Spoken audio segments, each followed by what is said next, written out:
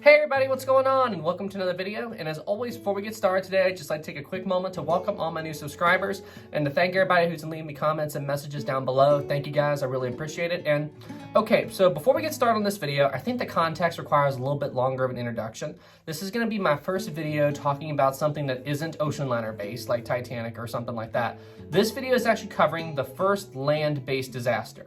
Now, just to be clear, I'm not switching away from ocean liner stuff, Titanic, or anything else. Titanic will still always be a primary main focus on this channel, and so will other ocean liners. Just on occasion, I may venture into other topics, whether it be this topic, whether it be World War II, or whatever. Just on occasion, we'll do something a little bit different. But don't worry, guys. I will never leave Titanic. I will never leave ocean liners if that's the main reason you're here. Anyway, on that note, all right, guys, well, hey, if you're new here, please subscribe to my channel. And also, if you wouldn't mind, smash that like button. It really helps out with the YouTube algorithm and helps my channel grow a little bit more. So thank you, guys. I really appreciate it. And I also did set up a Patreon for historic travels. If you would like to take an extra step to support the channel, there's a link for that down below. And all right, guys, on that note, let's get into today's video. The following pictures you are seeing are of a city called Naples, located in the country of Italy. And on the surface, you wouldn't think anything of it. It's a beautiful city located right on the coastline, a beautiful place you may want to take your family and friends. However, what you may not know is the area in which this city was built has a dark history. This picture, you see what looks like a giant mountain hovering in the middle of the city of Naples. And actually, what you may not know is this hillside or mountain is actually a volcano. If you take a look at this Google Earth image, you get a much better look at the volcano surrounded by the city of Naples. This volcano is called Mt.Vesuvius, and as you can see, it is smack dab in the middle of the entire Naples city area. And something else you may not realize, this volcano is one of the most dangerous volcanoes on the planet Earth. In order to explain why this volcano is so dangerous, we have to travel back in time 2,000 years to the city that once stood where the city of Naples is today. That city is Pompeii. Pompeii was a Roman city, and at the time that Pompeii was active, this was the highlight or the biggest time period where the Roman Empire was the most active in the Italy region. Now, when Pompeii was constructed, they built it very close to this volcano, but they didn't do it knowingly. You see, at the time that Pompeii was built, Mount Vesuvius had been dormant for hundreds of years. So it's most likely that when they constructed the city, they had no idea that Mount Vesuvius was a volcano. In fact, volcanoes themselves were not that widely known about 2,000 years ago. Only a small handful of people even knew what they were. And I could be wrong about this, but I believe they called them fire mountains back then, the few people who actually knew what volcanoes were. And you see, Pompeii wasn't the only city that was close to Vesuvius. You've got Herculaneum, which is also much closer to Vesuvius than Pompeii is. And even further out across the Bay of Naples is the city of Misenum. And it's not shown in this map, but a little bit to the south of Pompeii is another Roman city called Stabii. Now, one thing we're not going to do in this video is go into detail about what life in Pompeii was like before the eruption. We're not going to talk about the city's main exports, what life was like there, their sports, whatever. We're not covering that. If you would like another video on that, please let me know in the comments below, and I can cover that at another time. So now what we're going to do is we're going to jump ahead to the year 79 AD. This was the year that Mount Vesuvius erupted and destroyed the city of Pompeii. Now, what you need to understand, there are different types of volcanic eruptions, but now most people, when they think about a volcanic eruption, they think a volcano shoots up lava, makes a lot of noise, whatever. But there's another class of volcanic eruption, and it's much more uncommon. You see, this volcanic eruption is very rare, and it's a lot more destructive than a regular volcanic eruption. And you see, this type of eruption is exactly what happened to Pompeii. And this is why this city was just wiped off the map, due to the nature of how destructive of an eruption this was. So now we're going to go into detail and talk about the last day of Pompeii, and we're going to cover exactly what Mount Vesuvius did to this poor town in Rome. You see, volcanoes like Vesuvius don't just erupt overnight. It's a very gradual buildup process, and in Vesuvius' case, it took about 20 years. So what is this buildup process? Well, essentially, red-hot magma escapes through a leak in the Earth's crust and goes up and inside the volcano, and massive stones in the volcano block the magma from escaping, which causes the pressure inside of the volcano to build up to massively explosive levels. And this process just keeps going and going until the volcano finally reaches a critical point where it can't hold the pressure anymore and violently erupts. Now, this buildup going on inside the volcano, it wouldn't be a silent affair. Those on the surface would feel the buildup in the form of small but frequent earthquakes, with the intensity of the earthquakes and the frequency of them getting stronger and faster the closer we get to the time the volcano would finally erupt. So you see, where this buildup period took so long, and where the people in Pompeii didn't even know that Mount Vesuvius was a volcano, they became completely complacent to these earthquakes to the point where the earthquakes didn't alarm them. If the first earthquakes that hit the town scared them, think about what you would do if you were going through earthquakes for 15, 20 years, and it would just seem like another day. You wouldn't think anything of it. So that meant when the volcano finally did erupt, it caught the people of Pompeii completely by surprise, and they were completely unprepared for what was about to happen to them. And then after one last earthquake struck the city of Pompeii, Vesuvius roared back to life for the first time in several hundred years. The volcano began spewing molten hot rock and ash right out of the volcano and casting it high up and into the atmosphere. But because the people of Pompeii had no idea what they were witnessing, many of the people in the city who could flee decided to stay. Now, unlike what most people tend to believe about Pompeii, the volcano did not kill everyone in the city. It took some time before things really did start to get bad. And during these initial parts of the eruption, anybody in the city who did decide to flee, and there were a lot of them, a lot of people did end up fleeing Pompeii and the surrounding areas, they were able to get away from the volcano before things got really bad. But because a lot of people in the city did not understand the scope of what was happening, many of them just decided to try and wait it out and ride out the eruption in their city. But as we all know, this would be a grave mistake. Just minutes after the eruption, the cloud of smoke and ash had spread several miles up and into the sky. It was clearly visible across the bay in a town called Misenum, where two people lived. And these two people give us the best records of everything that happened on the day that Mount Vesuvius erupted. The two men that we're going to be focusing on is this man, Pliny the Elder, and we're also going to be talking about his nephew, and his name was Pliny the Younger. Pliny the Older and his younger nephew, who was Pliny the Younger, they were both stationed and lived in Misenum. And you see, Pliny the Elder was the head of the Roman Navy. And beyond his military career, one thing that he really loved to do was study nature. So when he first became aware of Mount Vesuvius erupting, he was very interested and fascinated by it, and he wanted to go over to the volcano to study the event more closely. However, as the eruption got more and more severe, he got a letter from a friend of his in a town close to the volcano that they needed rescue. So instead of going what was originally going to be a scientific mission, it quickly turned into a rescue mission. So Pliny the Older quickly got boats ready to sail into the danger zone of Mount Vesuvius, and he asked his younger nephew, Pliny the Younger, if he wanted to go with him, but Pliny the Younger declined. He had work to do, like homework and stuff, so he chose not to go. And this decision that Pliny the Younger did would in fact save his life. And it's because of this decision that we know more about what actually happened on Mount Vesuvius in 79 AD. While Pliny the Elder was getting his rescue mission underway, the wind had begun to blow all the smoke, ash, and debris from Mount Vesuvius in the direction of Pompeii, stealing all of the city's daylight and plunging the Pompeii and the surrounding settlements into total darkness. Now, one thing to keep in mind here, if you're standing somewhere and you're watching a volcano erupt and you see this big cloud of smoke and debris coming from it, that big tower of smoke, that's called an eruption column. And you see, it's not just smoke you're looking at. You see, mixed in with this smoke is all kinds of material that was inside the volcano that got churned up when the volcano erupted. So you've got very toxic fumes, you've got small rocks and pebbles, microscopic pieces of magma. All of this stuff got churned up and is launched into the atmosphere when these volcanoes erupt due to the very high temperatures of the volcano. So now, as this cloud goes further and further away from the volcano, due to the cold nature of the air, the stones and rocks and all the stuff that got mixed in with it begin to harden. And that means any location that is underneath this cloud of debris gets rained on by tiny stones called pumice. So now, and also ash and other debris as well.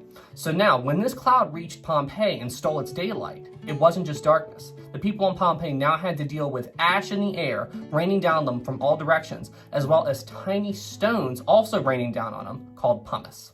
This animation, called A Day in Pompeii, does a great job in showing what it would be like as soon as the cloud reached Pompeii. You can clearly see the ash beginning to build up, as well as all the stones falling from the sky, landing on top of roofs and buildings, and you can also tell that there are massive earthquakes going on as the volcano continues to erupt. Things in Pompeii would be rapidly going from bad to worse as the eruption continued over time. And this material being ejected from the volcano was extremely heavy, so those people who took shelter inside their homes would suddenly face cave-ins as the roof of their houses collapsed due to the weight of all the ash and debris raining down on them from the volcano. This map does a great job in showing the fallout zone from Mount Vesuvius. It shows all the surrounding towns that are being affected by the volcanic debris, represented by this dark mass you see coming from the volcano. So Pompeii, Stabii, all these places are being hit with debris. Now if you look to the left of Mount Vesuvius, you'll notice there's a little town called Herculaneum, which is much closer to Mount Vesuvius than Pompeii and much closer to the danger. However, due to the wind that day, Herculaneum was completely spared from all fallout from the volcano during the early stages of the eruption. Even though Herculaneum was spared from the initial fallout and debris from Mount Vesuvius, the people in that town were really not in that much better shape. You see, where they were so much closer to the volcano, they would have been hit with massive earthquakes, falling rocks and debris. It wouldn't have been a good place to be at all. And due to their close nature to the volcano, there wasn't a real good way to escape the town and flee inland because they were right there beside it. So what most of the people ended up doing was they headed to the beach. There were some beach and boat houses right along the coastline of the town, and they thought that if they got to the beach line, they could try to flag down a boat or a ship that would be sailing by, and hopefully the people of Herculaneum could escape by sea, which is what they tried to do. Now, in the town of Misenum, where Pliny the Elder launched his rescue mission, he was heading for Pompeii, most likely. There are conflicting reports. Anyway, he was end up going to have to sail right past the city of Herculaneum, and the people in that town would have had a clear view of him as he sailed by them heading to Pompeii. You see, and we do have a pretty good idea that this is exactly what happened. You see, the people on the beach of Herculaneum would have seen Pliny the Elder's fleet, and even though they were yelling and screaming for help, it's highly unlikely that he would have heard them over the sounds of Mount Vesuvius erupting. So the people on the beach of Herculaneum could do nothing but watch as Pliny the Elder's fleet sailed right past them, heading into the fallout zone of Mount Vesuvius on their way to Pompeii. Now, Pliny the Elder greatly underestimated the scale of the disaster that he was looking at. You see, when he sailed his boats directly into the fallout zone of Mount Vesuvius, he lost all visibility. And then on top of that, he had to start dealing with the ash, the raining rock. He sailed right into the disaster zone that Pompeii was facing. Now, when he got in there and he realized the scale of what was going on, he couldn't turn around. You see, the wind that was powering his boat had pushed him into that fallout zone, and he couldn't sail against the wind and go back. Remember, this is 2,000 years ago, way before the time of motors. So what he decided to do was carry on and head further south of Pompeii to a town called Stabii. That's where he decided to try to take refuge and wait out the eruption of Mount Vesuvius. You see, he had a friend there named Pomponianus, and he decided to stay with him while the eruption was going on. And then when the wind changed and he could leave, then they would head back to Misenum. This map is a good representation of Pliny the Elder's route that day. You can see the town of Misenum located on the left side of the map, and then you can also see the location of Stabii located towards the center of the map. So as you can see, even though Stabii is pretty far away from Mount Vesuvius, it is still located within the fallout zone of the volcano. Now, it was evening before Pliny the Elder's fleet actually made it to the town of Stabii, and Pliny the Elder found his friend Pomponianus. Now, throughout the evening, Pomponianus was watching the volcano with great curiosity and concern, wondering if they should evacuate the town of Stabii and try to get further away from the volcano. However, Pliny the Elder thought they were safe where they were at, considering that they were so far away, even though they were in the fallout zone. The fallout wasn't quite as bad at Stabii as it was in Pompeii, even though they were still in the zone. So anyway, throughout the evening, Pomponianus noticed some changes in the volcano. He said he noticed what looked like fires and explosions around the summit of the volcano. And what he didn't know at the time was he was observing the beginning of a horrible phenomenon that was about to destroy the town of Herculaneum, and it's called a pyroclastic surge. A pyroclastic surge is basically the same thing that makes up a volcano's eruption column, but with one big difference. You see, the rock and debris inside of a pyroclastic surge are way too heavy to be cast up into the atmosphere with the rest of the volcanic debris. So instead, it falls down the side of the mountain in a blistering heated avalanche, with temperatures ranging 500 to 1,000 degrees Fahrenheit and traveling at speeds of up to 300 miles per hour. Now, pyroclastic surges do not travel around all sides of the volcano all at once. They're very directional based. Now, in the case of the first pyroclastic surge to leave Mount Vesuvius, this first wave headed straight towards the town of Herculaneum, where all the people were trapped by the erupting volcano. The searing heat was so intense that once it made contact with the people on the beach, it vaporized them instantly. And not only that, it burned them to such an extreme degree that their bodies didn't just burn, they turned to charcoal. Now, Mount Vesuvius would dish out several of these pyroclastic surges over the course of the eruption, with the intensity of these surges increasing as the eruption got worse and worse, meaning the range that they would cover, how hot they were, all these things would increase over time. Now, one of these surges is exactly what destroyed Pompeii, one of the biggest surges of the evening, but there would be one surge after Pompeii's destruction that would be even larger. Now, the lava chamber inside of Mount Vesuvius would collapse, and then that would signify a massive explosion or detonation on the volcano, which people around the volcano would hear. And that would trigger the Pyroclastic Surge that would inevitably destroy Pompeii. This animation does a great job in showing what it would have been like in Pompeii during those final minutes as the Pyroclastic Surge approached. You would just see this big black cloud approaching you in the city of Pompeii, and then in a moment's notice, the cloud would rush up upon you and you would be smothered alive, vaporized instantly by the Pyroclastic Surge of the volcano. Now, the town of Stabii, which was in the general direction of Pompeii, see, it was so far away from Mount Vesuvius that it was not hit directly by a pyroclastic surge. However, the town would be later destroyed by the ash and debris from the volcano. Now, Pliny the Elder died in the city of Stabii, and you see, even if you're not directly hit by a pyroclastic surge, these surges still carry toxic fumes and debris with them along the path that they travel. So, the best theory is that Pliny the Elder was suffocated by this toxic fumes and debris carried by the pyroclastic surges that potentially destroyed Pompeii. But that's best guess scenario because those who survived said that he just fell where he stood. Now, back on the other side of the volcano in the town of Misenum, where Pliny the Younger and his family were staying, they had already fled. Right around the time that these pyroclastic surges started, they left the town of Misenum and were able to flee inland, away from the volcano. So both of them were able to survive the whole event. Then after 18 hours, the eruption was finally over. However, Mount Vesuvius was gone. The only thing left of the volcano was a giant crater in the ground. The entire mountain was blown apart by the explosive force of the eruption. And Pompeii and all the nearby settlements were completely buried under volcanic ash and debris, where they would remain unknown and undisturbed for the next 1,500 years. Now we're going to jump ahead 1,500 years because, as I said before, this is how long it took before Pompeii was finally rediscovered. It was rediscovered in the 1700s, and it was found completely by accident. Some people were doing a construction project where the city once stood, and when they were digging into the ground, they accidentally hit one of the buildings. So now, excavations have been going on for hundreds of years, and even today they still find new things. But what they found blew their minds. See, all the volcanic ash and debris had basically sealed the city away, preserving it nearly completely intact for the past 2,000 years. You see, what they found amazed the world. Perfectly intact streets, buildings, artwork, all of this stuff was completely preserved. So now when you walk through Pompeii, it looks just like it did nearly 2,000 years ago. What you are seeing are real photographs from the city of Pompeii as it exists today. And when I take a look at these photos, I honestly cannot believe it. And Pompeii is definitely on my list of places to visit. By looking at these pictures, you can really get a sense as to what life was like living in this city over 2,000 years ago. However, the thing that blows my mind the most about the city of Pompeii are the casts. You see these statues here? These aren't recreations. These are actual bodies of the victims who died nearly 2,000 years ago. Like here's a pig that was there in the city. But how is this possible? Well, what they discovered when they were digging up the city's ruins is that there were these holes in the ground that looked like they were in the shape of people. So what ended up happening was, as the people who were in Pompeii got killed and smothered in ash, when their bodies decayed, it left an imprint in the ground with their exact shape and dimensions of their body. So what the archaeologists did was they poured this concrete-like substance into the holes, and when they pulled them out, they were actually able to capture and preserve the last shape of their bodies when the volcanic debris from Mount Vesuvius buried them.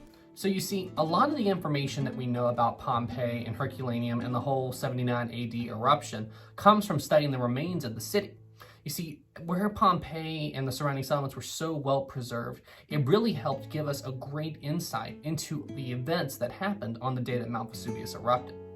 And you see, Pliny the Younger, he also gives us first-hand accounts to what happened. He later wrote some letters describing the event in detail, and it's because of him that we know so much about what happened that day, especially with Pliny the Elder. So if it wasn't for him, a lot of questions about what happened to the Mount Vesuvius and Pompeii on that day will remain lost to history. Anyway guys, that's it for this video. Thank you all so much for watching. I hope you enjoyed it and found it fun and interesting. And it was cool to talk about something that wasn't ocean liner based for once. But don't worry, the next video will get right back to ships, so don't worry. But before we go, just one thing to point out. Mount Vesuvius isn't dormant or extinct. It is still a very active volcano. And it is watched like a hawk because now around 3 million people live around that volcano. So we are constantly watching it. And you see, since that eruption in 79 AD, the volcano has never erupted with so much force since then. There have been some very small scale eruptions and some pretty extreme ones, with the most recent eruption happening in the 1940s, but it was nowhere near to the extent of what happened to Pompeii. And since then, the volcano has been silent. And experts believe that massive eruptions like what Mount Vesuvius did to Pompeii 2,000 years ago happen only once every 2,000 years. So that means that the next major eruption of Mount Vesuvius is overdue. So we'll have to keep an eye on that. Anyway, guys, thank you all so much for watching. You all stay safe out there. And to everybody who's new here, please smash that like button. And if you're new here, please subscribe to my channel as well. Thank you guys. It really helps out a lot. All right, everybody. Well, on that note, stay safe out there, and I'll see you in the next one.